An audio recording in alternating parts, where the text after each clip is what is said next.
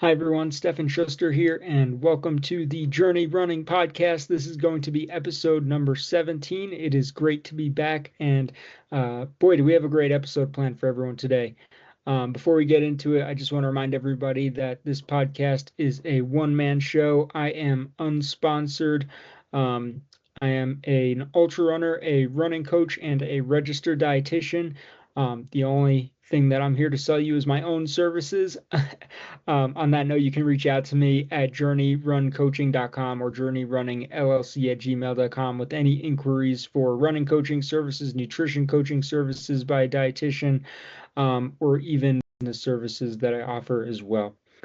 With that said, today's episode is going to be on how to become a registered dietitian. But before I get into this topic, one thing I want to comment on was the last episode I put out was actually about how to create a running schedule. And since that came out a little over a month ago, I have been honored with the opportunity to run the Western States 100 in 2025. I can't believe it. It is a dream come true. Yeah, it's something I've been looking forward to running since I was 14 years old and read Dean Karnazes's book Ultra Marathon Man. For anyone who's read that book, you know that Dean talks about running Western States as I think it was his first 100, and um, there's a really big build-up in the book for him getting to that point, and it's really inspirational. And ever since reading that book, it has been a dream of mine to run this race as well. So that means from the time I was 14 years old and read that book, I'll be 30 years old on race day, which is kind of weird actually, because when I signed up for Western States, when I accepted the invite on Ultra sign up, this is this was the first time that my age bracket said 30 to 39 instead of 20 to 29. So it was bittersweet, I guess.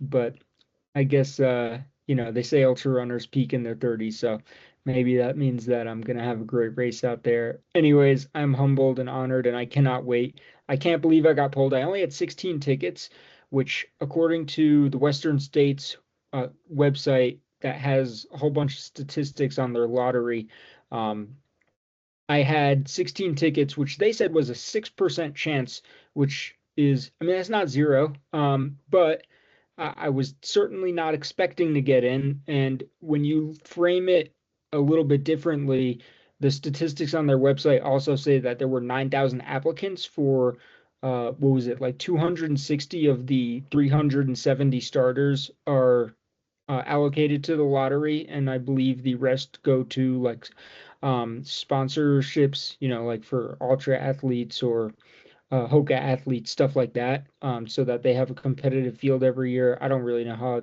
it all works. Anyways, uh, what I was going to say was if you look at the statistics, there were 9,000 applicants for that 260 spots, which is still an astounding number. That's a really low percent chance to get in.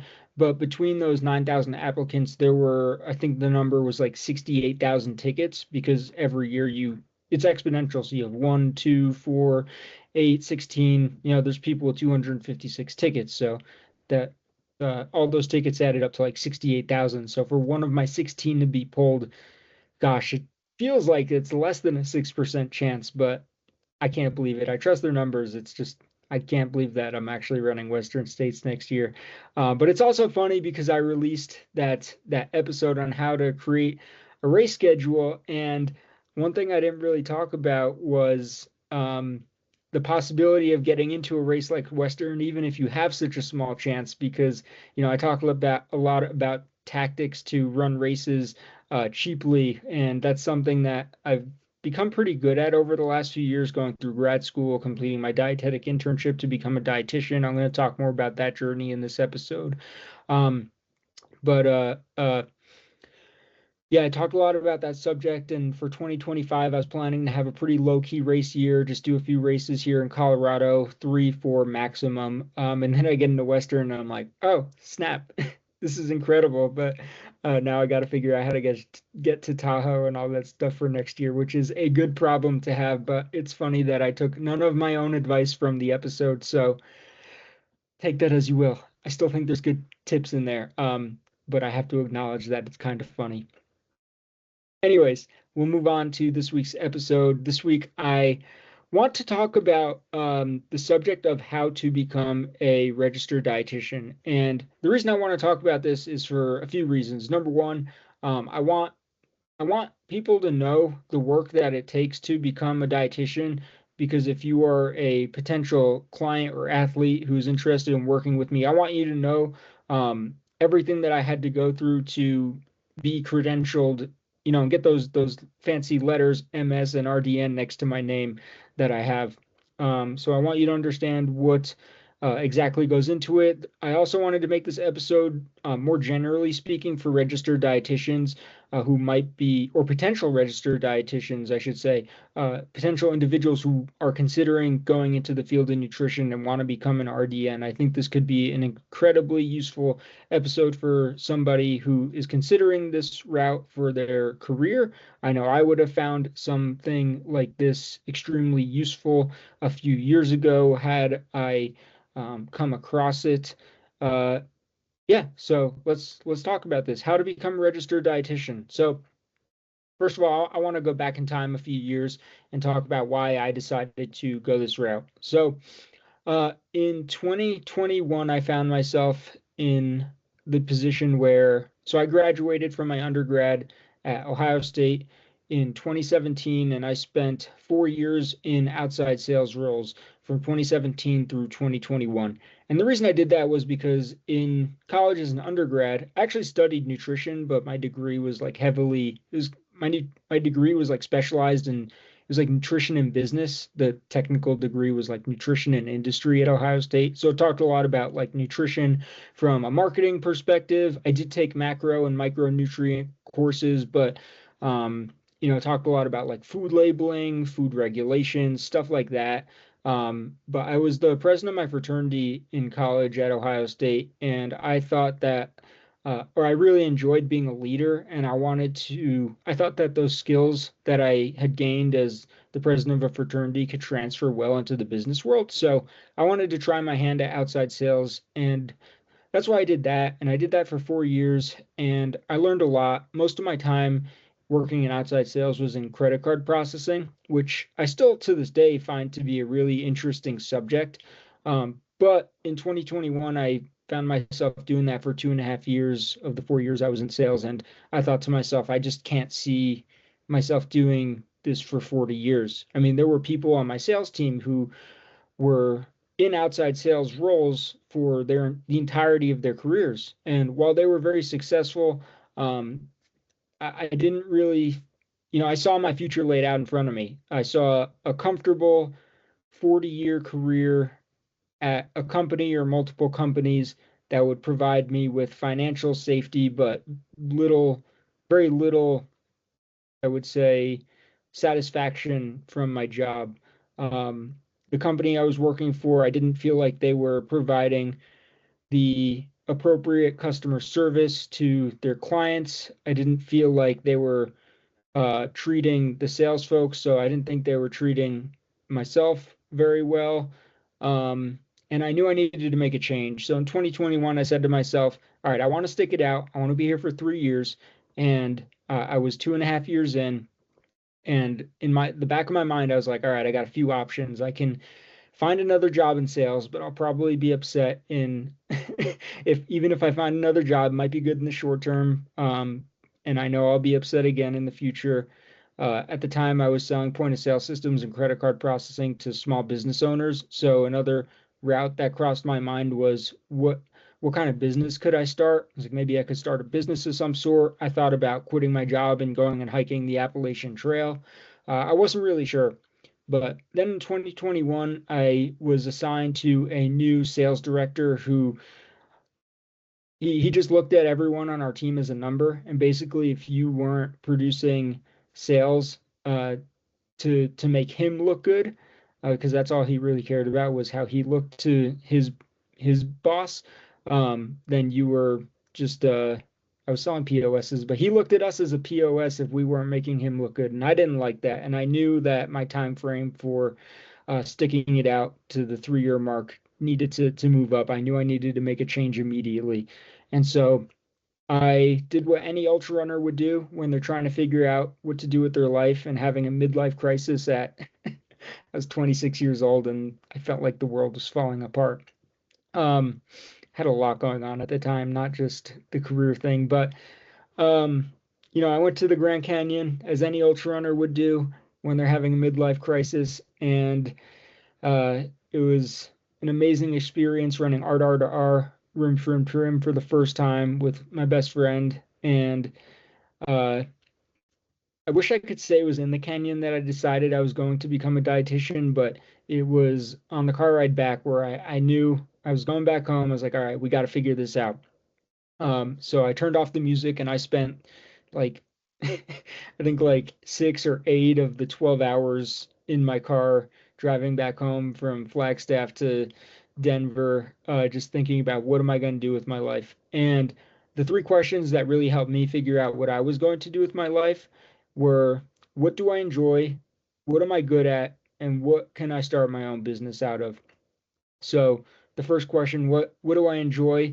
I knew I wanted to do something in the running slash ultra running world. The other question, what do I enjoy? Or sorry, what am I good at? One of the things I really did like and enjoy about being in outside sales was teaching. I really loved sitting down with business owners and teaching them about the industry of credit card processing because it's pretty complex. I would say that next to the automotive sales industry, um, that credit card processing is the second most sketchy because most people don't understand it. And if you're a business owner, you have so much on your plate that you just don't have time to really understand how it works. And so you trust the sales reps that come across you to be trustworthy and provide you with fair and accurate pricing. And sometimes that works out for business owners and sometimes it doesn't. But I really enjoyed, I had a lot of pride in, being upfront with business owners and teaching them about my industry. Um, and that was my favorite part of the job was teaching them about how the complexities of credit card processing and how I could help save them money and move their business forward. So I knew that I really enjoyed teaching and I wanted to do something in the running world. So I started to ask myself, what is a subject or field? What is a topic I can teach ultra runners about that, because that could let me start my own business. Um, and I thought to myself, well, my undergraduate degree was in nutrition. It's a subject I still enjoy at the time. I thought I still enjoyed it. And I was like, well, I could go back and really become a master of this subject instead of, um, getting my undergraduate degree in like a nutrition slash business setting. So that was really like my thought process as to why I go into decided to go back to graduate school to get my master's degree. And so after that car ride, I essentially went home. I started researching programs of like master's programs for nutrition. And the one that I settled on was Metropolitan State University of Denver because the school was I was living only like 15 minutes away from campus at the time, which was incredibly lucky. So it was actually the only program I applied to. I put all my eggs in that one basket.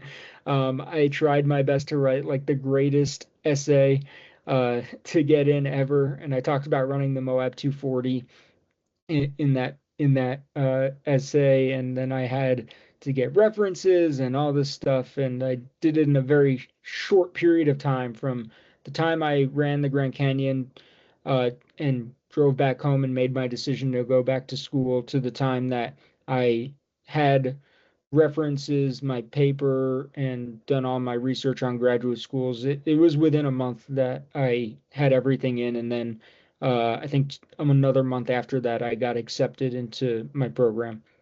So I made my life change pretty quickly. Um, that's why I did it. And I knew that my end goal, which I'm still chasing down, is to become a full-time business owner. I am working on that right now. Done some coaching over the last few years, but I'm working on becoming full-time at it still. But other people might be wondering what career paths exist if I decide to become a registered dietitian. So if you go on Google and you search for if you type in nutrition related jobs on Google, or dietitian jobs on Google. Most of the jobs that will come up are going to be hospital-based. So that means inpatient or outpatient. Inpatient referring to individual, like patients who are in a hospital for an acute reason, like maybe they had their gallbladder removed and they're recovering from the surgery, and then you as a dietitian, it's your job to go and see them. Whereas outpatient refers to, maybe somebody has diabetes and where they want to lose weight and they're going to a dietitian who is affiliated with the hospital to learn how to manage that condition in a more chronic sense. So in an acute sense, you're working with the patient for, maybe only a few days to a week. Or sometimes it's longer than that with inpatient. It depends on the situation. And then in outpatient, you could be working with somebody for multiple months because, if you have uh, like type 1 diabetes, for example, like you might need help with that for a long period of time until you feel comfortable managing the condition on your own. So that's where most of the jobs are. If you are looking for jobs in, let's say, like sports nutrition, those exist. There's just less. You definitely will have to work harder to find those opportunities and to make sure that you can stand out. That is why so many dietitians who are even in the sports setting have started in like hospital-based settings. Or you can do what I'm doing. At the moment, am working 2 days a week at a long-term care facility, and that gives me the ability to pay rent. Well, it gives me like a fixed income every month, and then it also gives me the time to work on journey running as a business, and do all.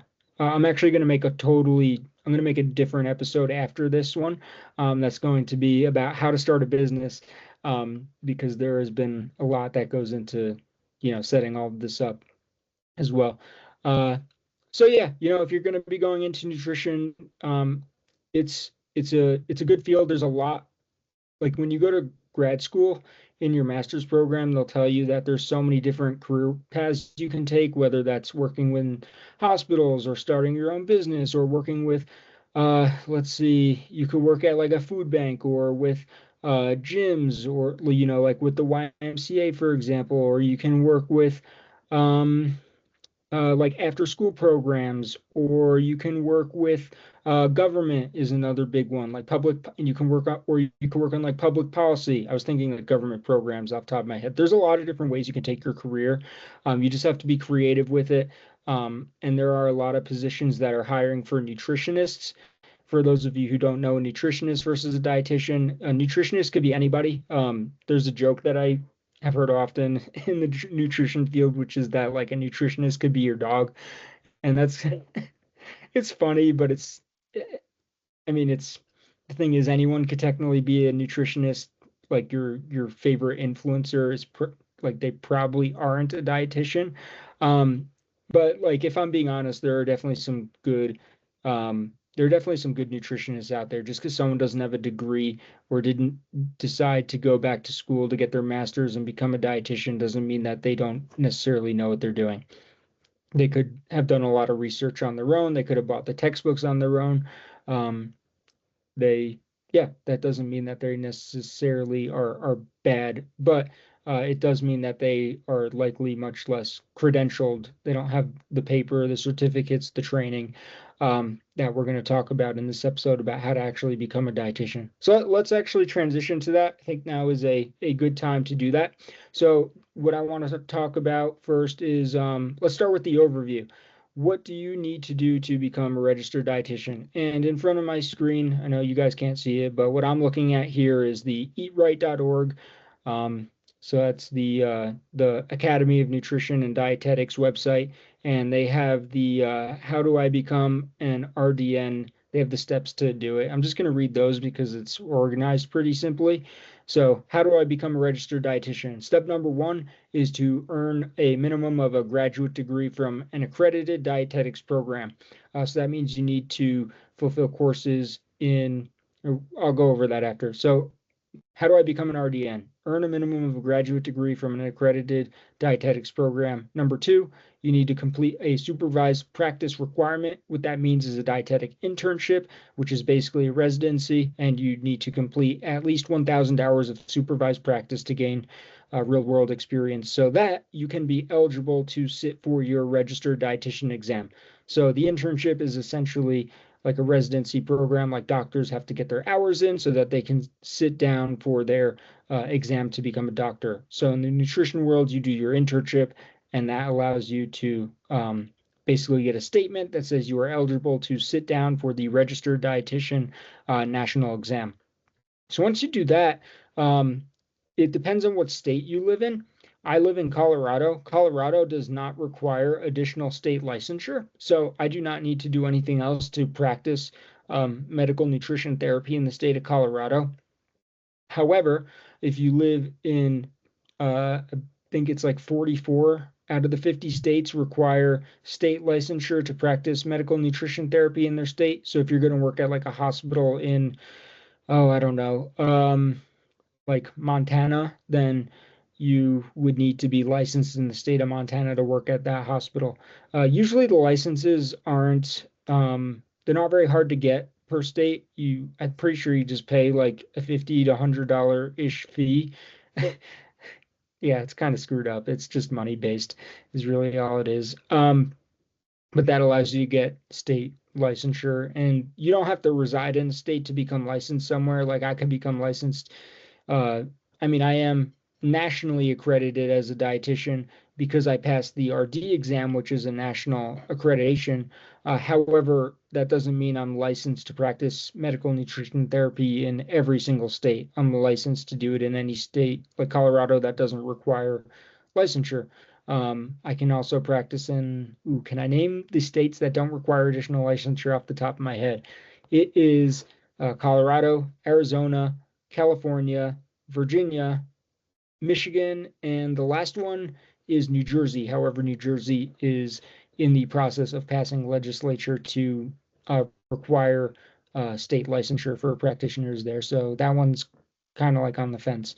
But, anyways, short tangent. That's how you become a dietitian. You get your graduate degree, you complete your internship, you sit for the exam, uh, and then you make sure that you are accredited in your state. And then the last step that the Academy of Nutrition and Dietetics has here is that you need to stay up to date in dietetics through continuing education, just like doctors complete um, have to complete certain educational requirements. You got to make sure that practitioners, if you're a governing body, are staying up to date with standards, and nutrition is the same way. So we have to complete CPEs to make sure that we are um, basically staying up to date with current nutrition practices as time goes on to maintain our licensure. So that is how you become a registered dietitian. But I want to go more into depth on what everything I just said really, really means. So let's start with step number one, going to grad school, getting your master's degree.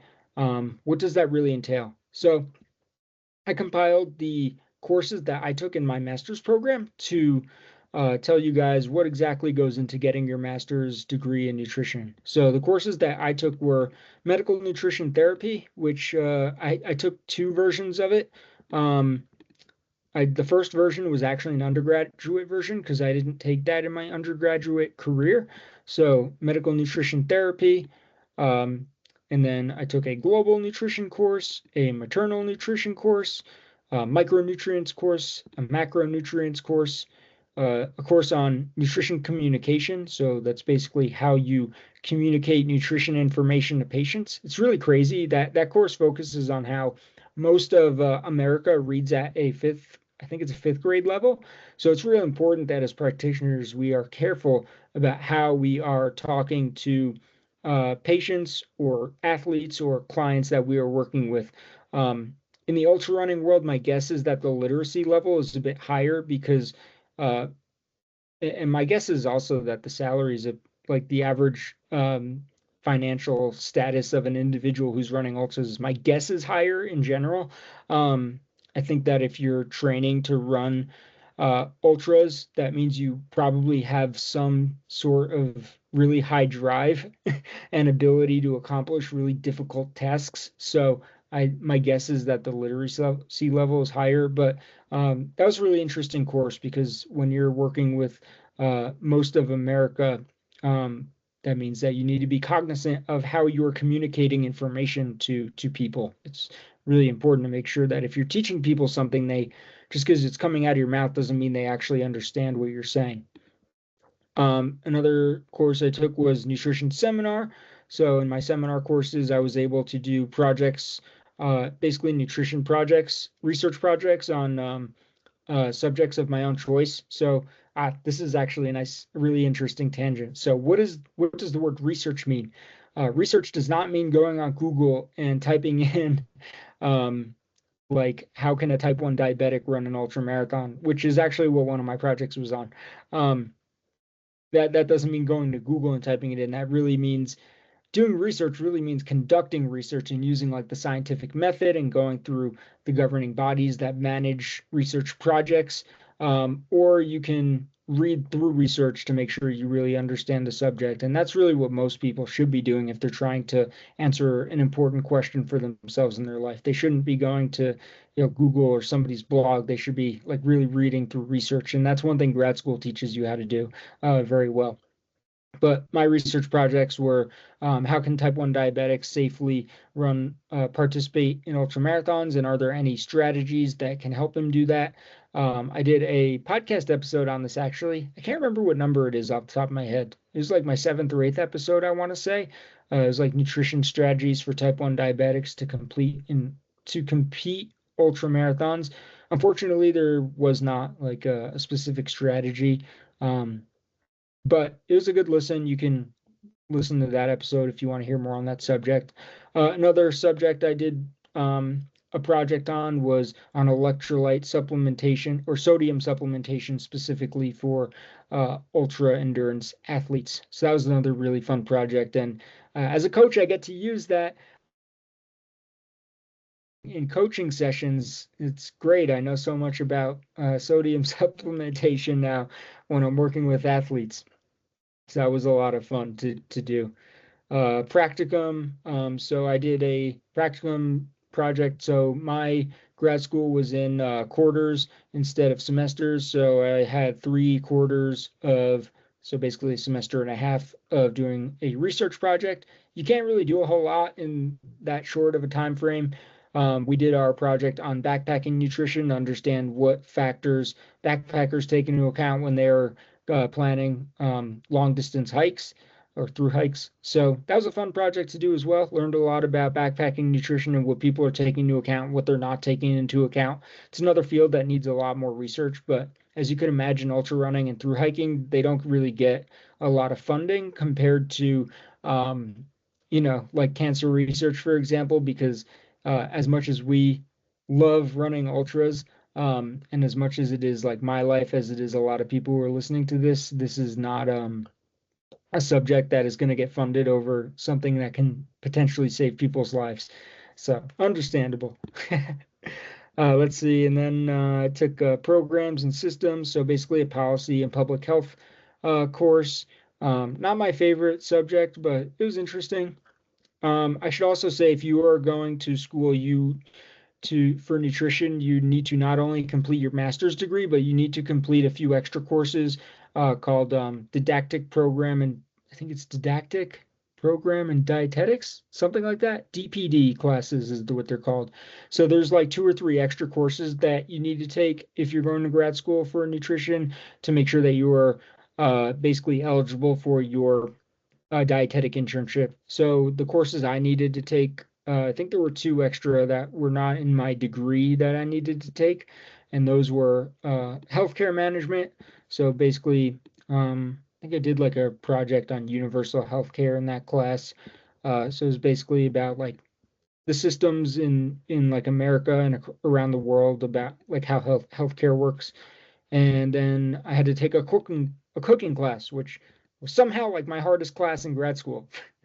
Of all the classes, I literally went into a kitchen, where it was like imagine like multiple desks around a room, but there's like burners in the middle of them, so you can cook food, and everyone gets a cutting board and all that stuff. And I think that professor she just gave us an absurd amount of work. It was kind of insane. I thought it was going to be a fun class, but it ended up being a lot of busy work. Like so much busy work that class took up more time than like my actual grad school courses, because this was technically an undergrad course. So I was like, how is this taking up more time than my graduate coursework? It made no sense. Anyways, I graduated with a 4.0, so I passed all my classes pretty well. You can trust me as your dietitian and coach. I work hard, and I work hard not only for me but for you. Um, but yeah, that's basically the rundown of what it takes to go back to school, and that's basically like what you got to do if you're going to go to grad school and you're planning to become a dietitian. I'll be honest, when I first went to grad school and like when I was on that drive back from the Grand Canyon thinking about becoming a dietitian, my and I started like when I first started doing research on um on going back to school to for nutrition, my original plan was not to become a dietitian. I just was going to get my master's and call it at that. I was like, what schmuck is going to go do a dietetic internship? And the reason I phrase it that way is because the programs you have to pay for them. They're like 15, most of them are like I would say from my research like 8,000 to $15,000. But if you're taking out a loan, that equates to more like 15 to $20,000 probably um after all of the extra, fees that will be associated with that and taxes and stuff. Um, so I was originally not planning to do that because I was like, how could anybody go do a dietetic internship and work for 40 hours a week unpaid? Oh, that I don't know if I just said that. It was unpaid. That's why I was like, why would any schmuck do that? Why would anyone work for free for a full year? How could anyone afford that? That's why I was originally planning not to go back to school for it. Um, but when I was a year into my master's program, I realized, you know what? I'm going back to school. I'm obviously paying for school and I'm not being paid to attend classes. What's one more year? If I don't do it now, I'm never going to do it. So I decided to go do my dietetic internship because I thought that the extra credential, I thought that the experience would be good for me working in, it's one thing to learn information in grad school. It's another thing to practice to actually utilize the information you learned in school in a real world practical setting. And I wanted that experience before opening up my own practice. And that's what made me realize that I needed to go do my dietetic internship and do it now instead of procrastinate it for potentially somewhere down the line in my future. So um, that I just wanted to say that I originally was not planning to become a dietitian. I decided that a year into my master's degree. Um, so yeah, that's what it takes to go back to grad school. I did grad school full time. I decided that I did not want to do part time. I wanted to do my education as quickly as possible and get into my new career as quickly as possible. It was incredibly difficult to quit your job and go back to school. I made, as you could guess, when you quit your job, you make a lot less money. I worked part time at Roadrunner my first year of grad school, and I did that Friday, Saturday, and Sunday. So when you decide to change your life and chase your dreams, per se, or not per se, my dream has been to own my own business for a very long time. I just didn't know how or what it was going to be. But you have to do a lot of work to achieve your dreams. That's why most people don't achieve their dreams because you have to do a lot of work. It's not just following this process of going back to school, getting your master's, doing the internship, passing the exam. It is not as simple as one, two, three. I sacrificed my weekends. I did grad school Monday to Thursday. So that's when I went to all my classes. I did all my homework. I got all my chores done. And then Friday, Saturday, Sunday, I was working at a running store 3 days a week to, pay the bills, make sure that I'm putting food on the table per se. Um, I gave up a lot of my social life. I lost a lot of friends in that process. And that was, it was painful. That's not originally what you sign up for, but when you want to change your life, but you have to sacrifice a lot of things to achieve what you want to achieve sometimes. And it's sad and it's frustrating, but it's true. Um, it's true. There's a lot of late nights. There's a lot of things that you're gonna have to do a lot of things you don't want to do to achieve your dreams. And I'll talk a little bit more about that because the internship is really when things get crazy. So on top of working 3 days a week at the running store and going back to grad school, completing my work. I was also training for ultras this whole time, and in the middle of all that, training for 100-mile races, doing grad school, and working at a running store 3 days a week. You also got to in your second year of your grad school program, you have to start applying to dietetic internship programs. So basically, the application process requires getting references, writing a paper basically explaining why you want to attend a certain program. It's also expensive. You have to pay like, what is it? I can't remember the fees. I paid like a few $100 to apply to like multiple programs. Um, and dude, it's an old school, it's a fucked up process, man. You got to actually mail in checks for some of them. It's nuts. I can't believe that's even still a thing. And then you also have to do interviews and you have to do all that while you're already in grad school doing all the other stuff I just talked about. So it's pretty crazy to manage it, to try and balance everything while you're in grad school. And then basically so you apply, you get in all your references, your papers, you do your interviews, and then you go through a matching process, which is really stressful because, like in Colorado, there was two programs here that I applied to, and then a few others that were out of state. Um, so I originally applied to two in Colorado, but then like a week after I applied to all the programs I applied to, my school sent out an email and they were like, "Hey, the VA in Colorado is starting a new dietetic internship program. You guys should apply if you want to give yourself another chance to stay in state." And so I think like the last day that you could possibly apply to the program I did, I was just so burnt out from applying to multiple other programs, but I ended up applying to the VA program. So that was the third Colorado program I applied to. And because that program was new and they were not like, it's kind of weird. They weren't like in the matching, like in the traditional uh, online portal matching program. I ended up with two matches, which was wild because a lot of people don't get matched, which is means you have to wait till the next application process. But the VA accepted me. I was really lucky for that for a variety of reasons. And then I also got into Metropolitan State University of Denver, so that's where I did my grad school degree. I got into their program as well. I decided to go the route of the VA for uh, if I'm being honest, the main reason was because the VA program was free and Metro, so MSU where I went to school, they were charging $15,000 for their program. And I was like, well, I talked to one of my professors and he was like, Stefan, you're going to learn the same thing, even though the VA is their first year having a program here, you're going to learn probably the same thing in both programs. You should take the one that's free. And also, Stefan, by the way, you have work experience.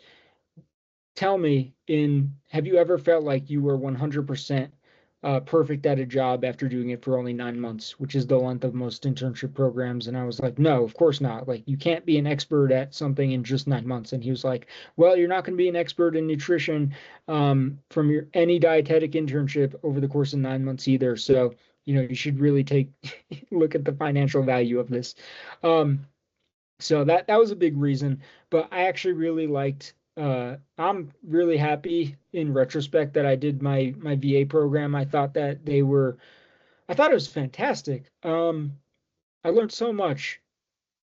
I'm gonna talk about all the rotations that I went through and everything I did to become a dietitian. It was really cool. It was an incredible amount of work. I talked about sacrifices a little bit before.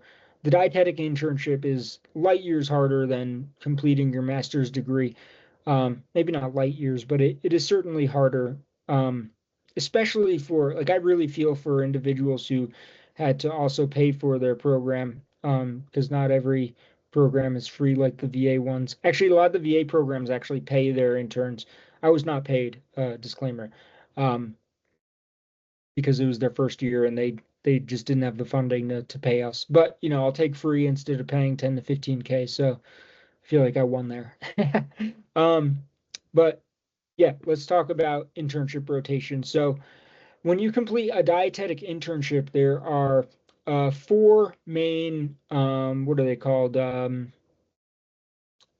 Four main areas of expertise, we'll call them, that you complete rotations in. So the first one's inpatient. So once again, that's individual, like patients who are in the hospital for an acute purpose, acute meaning short-term purpose, whether that's surgery or car accident or, a burn injury. So they're not going to be in the hospital forever, essentially. Or outpatient, which is more uh, more like, diabetes management or weight management, stuff like that, things that are more chronic or ongoing. Um, and then there are also community rotations and food service rotations. So community meaning like I did my community rotations with Food Bank of the Rockies and which is a nonprofit, and with the YMCA. And then food service refers to, literally work in like a food service setting. So in like a kitchen type service. I did my food service rotation at the VA as well. The only rotations I had that were outside of the VA were the YMCA and Food Bank of the Rockies. But yeah, I'm going to further separate what I did in each of those rotations. I think this will be really interesting, especially for individuals who are considering um, uh, becoming a registered dietitian. So if you are going to be, yeah, doing your internship, there are inpatient settings that, inpatient is kind of a broad term because there's a variety of settings you can, perform nutrition services in inpatient rotations. So mine was broken down into general medicine, surgery, ICU, and renal, which is like kidneys. So, people who are on dialysis, and spinal. I actually never did a spinal rotation because the preceptor, the individual who was supposed to be my mentor for that rotation, actually ended up leaving the VA like a week before I was supposed to do that rotation. So I did not do that. Most internships don't have a spinal SCI, spinal cord unit. They don't, most internships don't have that anyway, so this was just going to be a plus. But that gave me more time in working in surgery and ICU settings, so I got a fair amount of practice in with individuals who needed nutrition therapy, such as like enteral nutrition or parenteral nutrition. Enteral nutrition refers to individuals who need nutrition support. So nutrition support is in, sorry, I should have said nutrition support first. Nutrition support is enteral or parenteral nutrition. So you're getting nutrition from basically you're not eating your food. So enteral nutrition is when you're getting like a tube feed. So think of maybe somebody with a G tube where, if you've ever seen somebody with a tube in their stomach, they're feeding themselves through that tube. Or parenteral nutrition is where you're basically getting IV nutrition.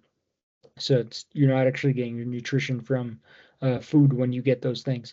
But those subjects can be very complex, and I'm happy I got more time in those rotations to get to really learn and understand those subjects. And I think it's really cool I got to do a renal rotation too. I think that uh, even though it's not where I will be spending the majority of my future, renal nutrition is really interesting. Just learning about how the kidneys work and um, how you have to manage lab values and nutrients for people who are on like dialysis. It's really complicated, but really cool. Um, Outpatient nutrition. So my outpatient rotations were broken down into, at the VA, they have a health and wellness rotation called, have a health and wellness rotation where you focus on the MOVE program. So the MOVE program at the VA is basically this program that is dedicated to helping veterans manage their weight or lose weight.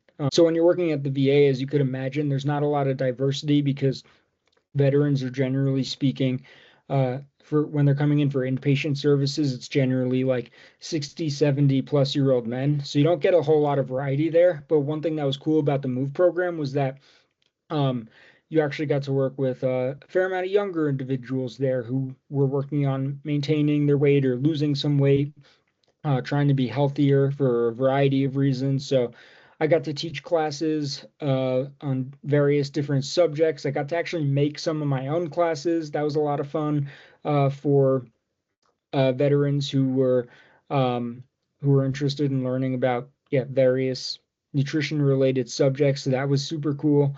Let's see. I also worked in an ambulatory care rotation, so I was basically at a location and uh, veterans could come in person or talk to us over the phone or have virtual sessions with us, and we could basically like it was basically consulting, like nutrition consulting for a variety of different things. I had people come in to talk to me about like weight management, diabetes, gout, what else? Uh,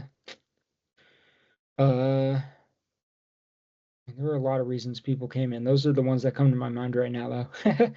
And then I also did a home-based primary care rotation. This one was unique. So HBPC, home-based primary care. This was kind of like being in outside sales, but for nutrition. So basically, me and my preceptor um, would drive to a veteran's home, and because not everyone, as you could imagine, is ambulatory, meaning they can't, not everyone can walk. Some people are bedbound or wheelchair bound. It's hard for them to get into sessions like at a clinic or at a hospital. So it's easier for us to go to them so that we can work with them and see what's actually going on and make interventions from there. So that was a really cool rotation. We'd go to veterans' homes, we would talk with them, do our nutrition assessments, and help provide them with any education or things that they might need help with. So that was a pretty cool rotation too. Once again, that's another one that kind of like spinal. That's not something you're going to see in most dietetic internships. And then in my community rotations, I worked so my first rotation in general was actually at the YMCA, and I had a lot of fun in that rotation. I helped them create nutrition materials, distributed food at their food drive. I counseled members one-on-one with a preceptor, of course, at hand. Um, I helped to create like new marketing materials for nutrition programs. I taught classes. So that was a really cool rotation too.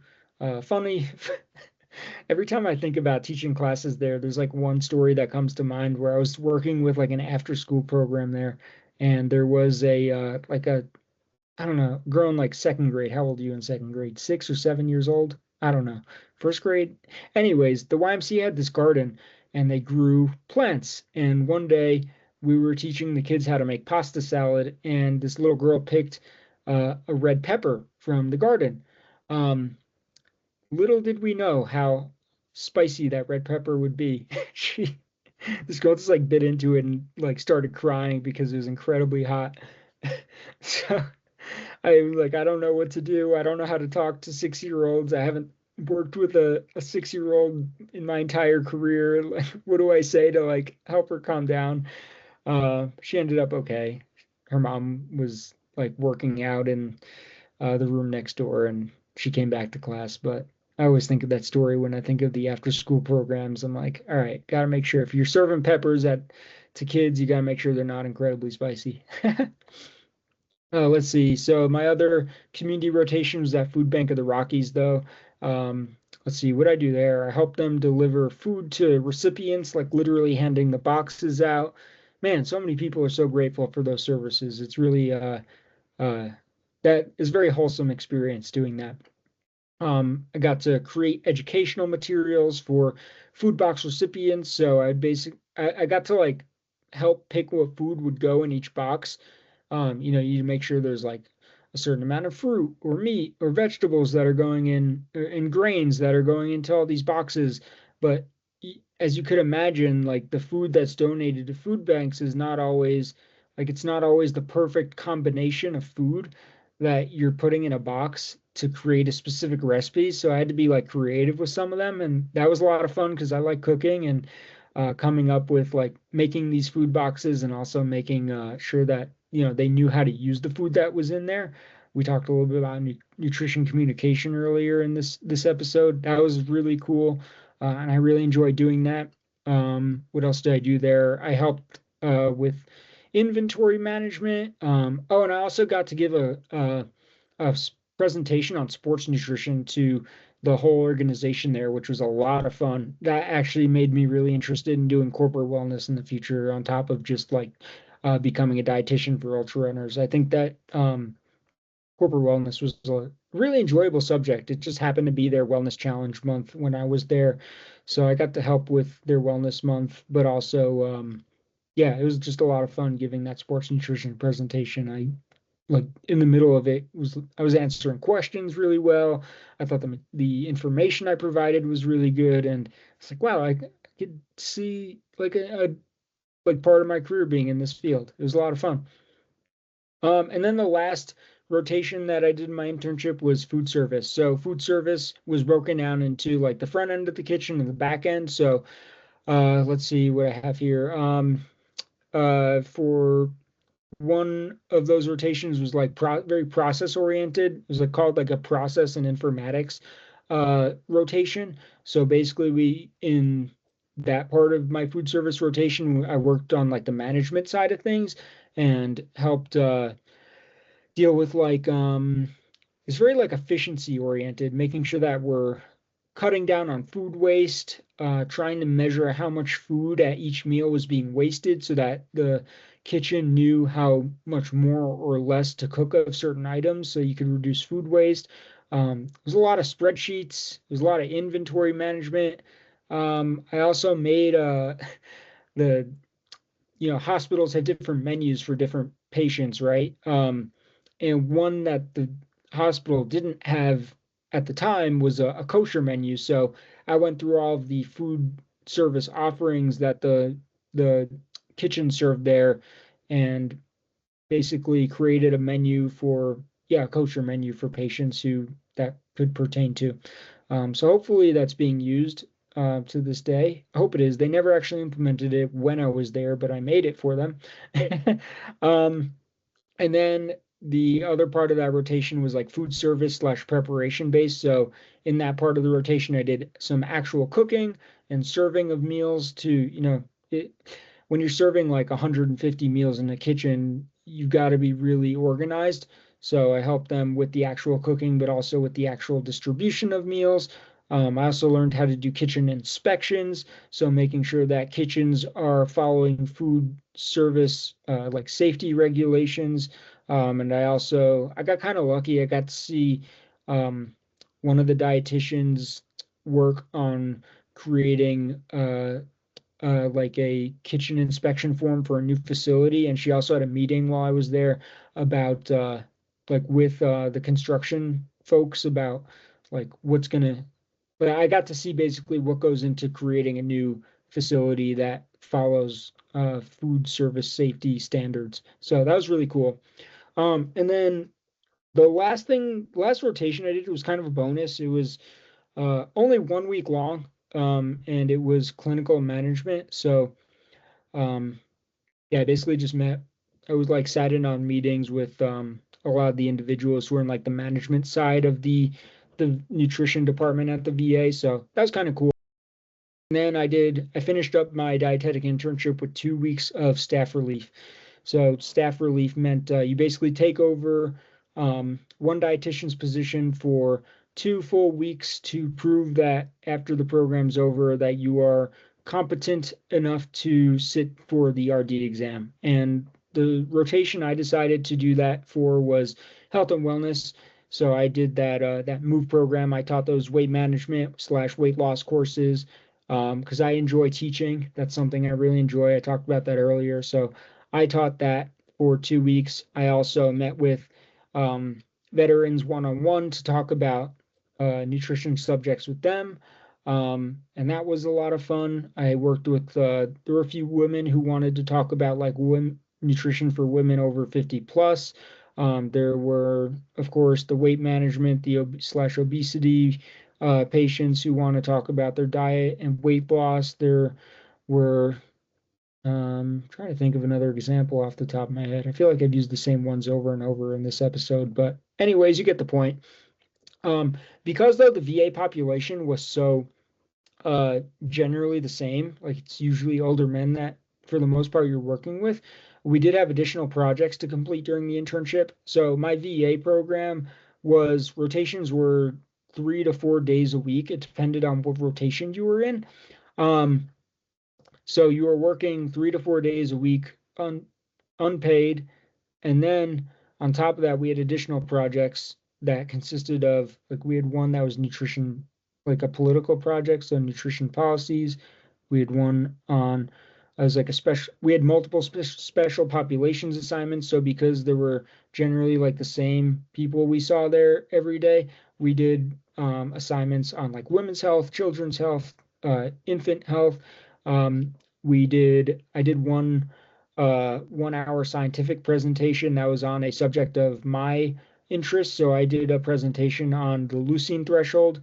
Um, it's leucine is an amino acid that is basically linked to the leucine threshold is basically the threshold of how much leucine do you need in a meal to stimulate muscle protein synthesis. And I thought that that was really interesting to learn about, um, because I thought that would be really useful in a sports setting. Because for athletes, you want to make sure that you're promoting muscle protein synthesis and like when you're recovering from an event, but also when you're trying to build up your muscles and make them stronger. But I also thought it was interesting subject for the VA population because you want to make sure that even if you're not building more muscle, you want to make sure that the older you get that you're retaining your muscle. So that was an interesting subject to do a presentation on. And then I also hosted an event for the VA for National Nutrition Month. So, you have a lot on your plate when you're doing these internships. You're doing these projects, you're doing your rotations. We also had to go to a variety of conferences. Some were in person and some were virtual. Because FNCE, which is like the main Academy of Nutrition and Dietetics. That's like the main conference in the nutrition world. That happened to be in Denver when I was doing my dietetic internship, so we went to that in person. And then we also went to like a beef council, it was like the Colorado Beef Association or something like that, held an in-person um, conference for dietetic interns, and so we went to that. And then there was like Children's Hospital of Colorado. They hosted a virtual event, and there was one more I think I went to, but I can't remember what the last one was. So the internship is wild. Like the amount of work that's on your plate to you know be working 3 or 4 days a week, and a lot of the other, if you're not doing a VA internship, I think most of my other friends who were doing that I went to grad school with, they weren't in my VA program was only me and one other girl. So most of the people that I was friends with in grad school, obviously they did their dietetic internship somewhere else, and they were working 4 or 5 days a week, and none of us are getting paid. So, in my case, I was working 3 or 4 days a week at the VA for free, and then I was completing these additional projects. I was also running 65 miles a week because I was, call me dumb or whatever you want. I ran the Moab 240 in the middle of my program, which was wild. I am so proud of that accomplishment. I mean, it was my second Moab, but I'm so proud of it. Uh, but I wouldn't want to relive that training cycle again, managing my program, these projects, training. Um, and I was also, while I was doing my program, I was driving Uber part-time to pay the bills because working at the running store kind of ruined my social life, working Friday, Saturdays, and Sundays. At least with Uber, I could edit my own schedule and work when I had time. But my gosh, I was working at the VA between all of the actual in-person stuff and the extracurricular assignments. I was working like 40 hours a week. I was running like 10 to 15 hours a week. Actually, for Moab, I was running like 15 to 20 hours a week. And then I was driving Uber like 10 to 15 or more hours a week. So that's a lot of hours. I was probably working like 50 to 70 hours a week, depending on the week and what was on my plate.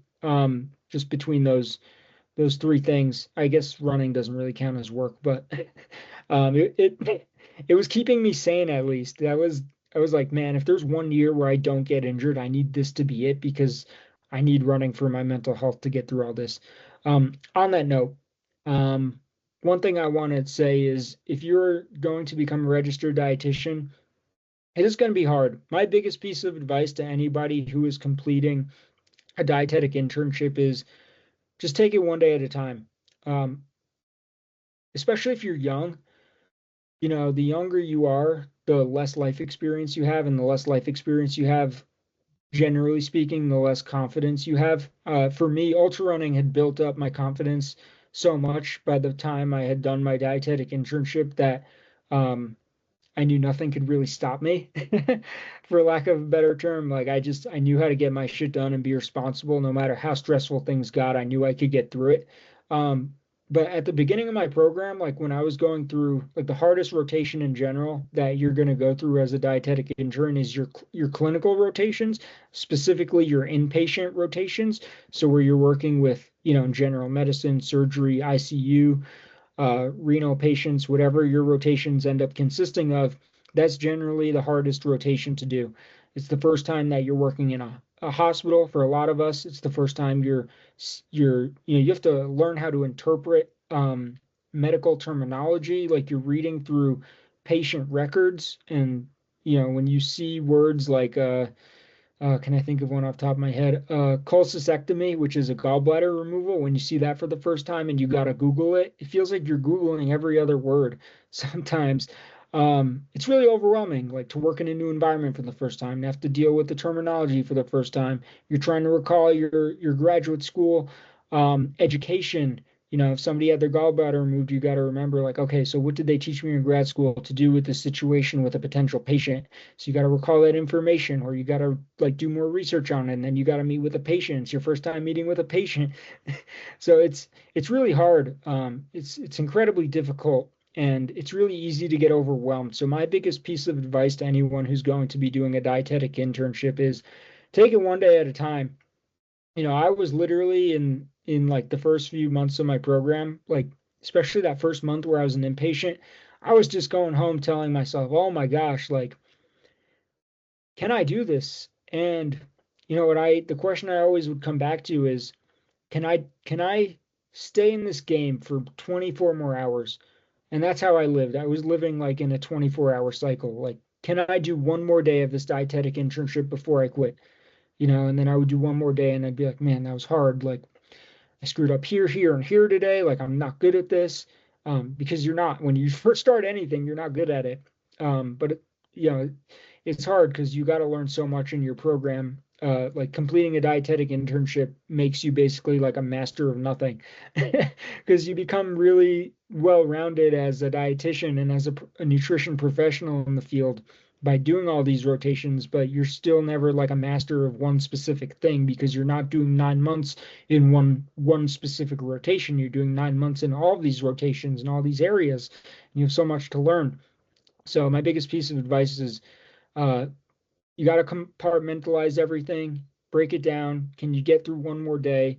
Believe in yourself. Know that it's going to be hard, but that you can get through it. Yeah, that's the best piece of advice I can give you is uh, just take it one day at a time. And if I had a second piece of advice, it'd be that you can't do everything. You have to pick like three priorities in your life and stick with that. For me, it was completing the internship, it was running, and it was working. My social life suffered drastically during my internship. There was like one period of time where I saw like one friend over the course of 2 months, and that was a really tough time in my program. But um, yeah, try not to let that happen. You need your friends to maintain your sanity, right? But yeah, just pick three things in your life that you can focus on. For you, it might be obviously your internship is going to be one of those things. There's a good chance work is going to be another. And then your third can be like a relationship or running or something else. I don't know. It's up to you. So, but you can't do everything. You gotta pick what you're gonna do, and you gotta prioritize those very few items in your life. Let's see. Um, Yeah, it was brutal going through the internship. My gosh. I'm happy that's over. I don't want to relive that one. And then after your internship, uh, you take you're qualified to sit for your RD exam. I personally took 1 month off after my program to kind of just chill out. Um, I basically just went running in the mountains for like a few weeks after my program ended, and I needed just that mental break after everything I'd gone through, going through graduate school, going through the internship. I needed the mental break. Some people might want to get right into studying, but I would say don't feel bad if you feel like you need a break to before you start studying for your exam. The exam is hard. Um, yeah, the exam's really hard. I would say that if you are wondering how many hours, or sorry, how many weeks should I take to study for my RD exam, I would personally recommend 4 to 5. I think scheduled I scheduled mine with 5 weeks, I think. I think I would yeah, I would do 4 weeks if I was going to do it again, just because you get to a point when you're studying where you're like, oh my gosh, I can't look at this material any longer. But there is an incredible amount of information on that exam. It is ridiculous. Yeah, it's really ridiculous. What did I use to study for my exam? I used let's see. So Metropolitan State University of Denver, MSU Denver. When I say MSU, that's who I'm referring to. MSU gave me on online courses that some of my professors had made to help students study for the exam. Since I didn't do my internship with MSU, I was not expecting them to give that to me, but they did. They gave me access to it. They also sent me a Gene Inman book, like a giant binder of Gene Inman is like the main study material that people go off of. Usually it's called the gold standard. I'm gonna say usually because I don't agree with that. I'll talk about that in a second. It is the gold standard according to a lot of people in the field, because of how thorough it is, and it's just like a tried and true course. Um, so my school gave me these online lectures, and they gave me the Gene Inman book with some study questions. And then one thing that some of my friends who took the exam before me told me to try Pocket Prep, which is basically like online flashcards, but it's more than that. They also give you like every time you get a question right or wrong, you can see why the answer was right or wrong. So, you can use that as study material as well. So, what I ended up using was mainly the online lectures that my grad school had given me. I thought that was really helpful because those professors pointed out what the exam would likely emphasize and what it wouldn't. And then I used Pocket Prep for like 95% of my studying. I did not personally like the Gene Inman book, like the binder. It was just an incredible amount of information laid out in too dense of a format. I tried reading through it like once. I think I spent like 10 minutes looking at it and I was like, I cannot study off of this. So I basically focused on Pocket Prep. And what I did was I focused on one of the domains every single week leading up to the exam. So the domains for the exam are the exam's expensive too. It's like 225 bucks to take it. What the fuck? It's expensive. You gotta go to grad school, you gotta apply to grad school, you gotta apply to dietetic internships, you gotta pay for internships. And then you got to pay for the exam. It's like one last kick in the nuts. It's a lot to go through. So, um, yeah, just feel like I should point out the financial aspect of this too. Um, but the domains for the RD exam are principles of dietetics that is 21% of the exam. Nutrition care for individuals and groups, that's 45% of the exam. Management of food and nutrition programs and services is 21% of the exam, and then food service systems is 13%.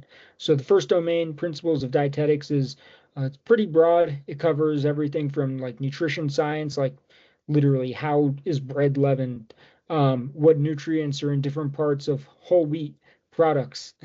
um, let's see, how many ounces are in number two, 2.5, and 10 cans. It covers like food label regulations, vitamins and their associated deficiencies, behavior change models, counseling techniques, research terminology, among other things. So that's 21% of the exam. And then next up is nutrition care for individuals and groups. That's 45% of the exam. So you're going to want to spend a lot of time studying for the exam in domain two. And keep in mind, this stuff changes over time. So I'm recording this in December of 2024. This might change over time. So 45% of the exam goes to nutrition care process. So if if you're in the nutrition world, you better know what this is.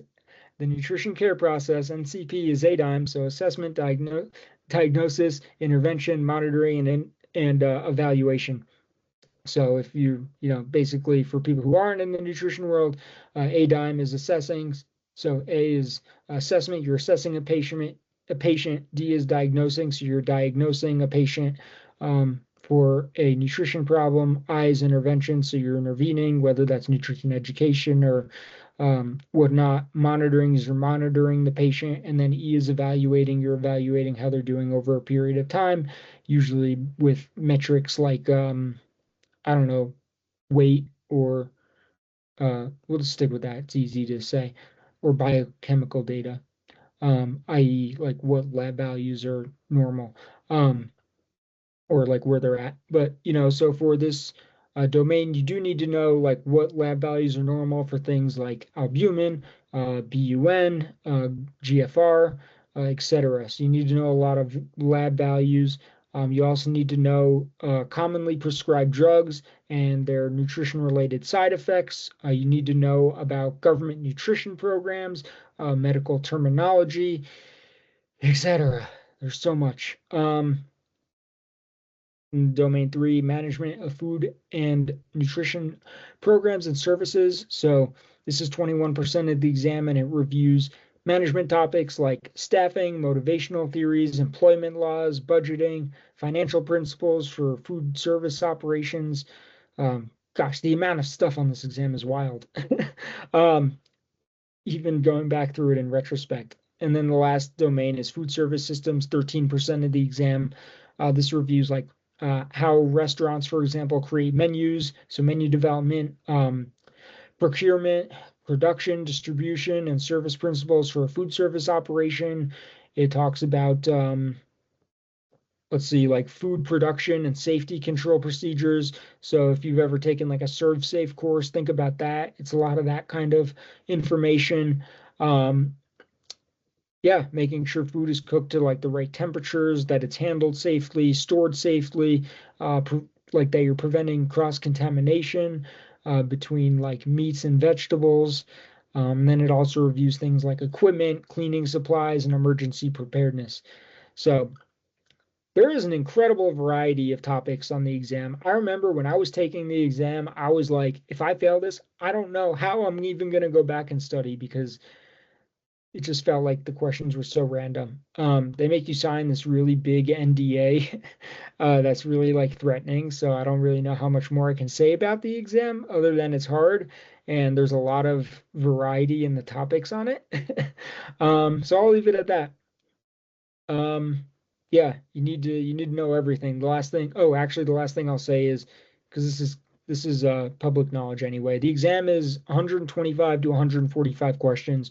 It is I forgot what they call it, like a smart exam or something. So basically, you need to prove to the exam because it's taken on a computer. You need to prove to it that you are competent in all areas of uh, these domains, right? So if you are consistently getting questions wrong in one of the domains, it's going to continue asking you questions in that domain until it believes that you are competent in that area, and then it'll ask you other questions on other domains. But in general, though, like it'll ask you a question in domain one, and then four, and then two, and then three. It's just like that's why it's also really weird when you're taking the exam because the information that it's asking is like it's out of order, so it's so random. Like it jumps from one topic to the next, to the next, to the next. But yeah, I thought it was really hard, but I passed on my first try. Yeah, I passed on my first try. Woo! That's that's what you want. If you fail, you can take the exam. I think it's 6 weeks later, so it's not the end of the world if you fail. You can take it as many times as you want or need to. But hopefully you pass on your first try just so you can get it off your plate and move on with your life. It's just there's a lot of information on the exam, so it's nice if you can just move on after one shot. But yeah, that's it. That's how you become a registered dietitian. Um, on paper, the process is relatively straightforward. It's like get your master's degree, do your dietetic internship, take the exam, and you're good to go. And then, I guess get licensed in your state if need be. But there's so much that goes into all of that. It's a really hard field to like, yeah, have respect for your dietitians. If you're not one, have a lot of respect for the people who are one. We've been through a lot to become credentialed the way we are.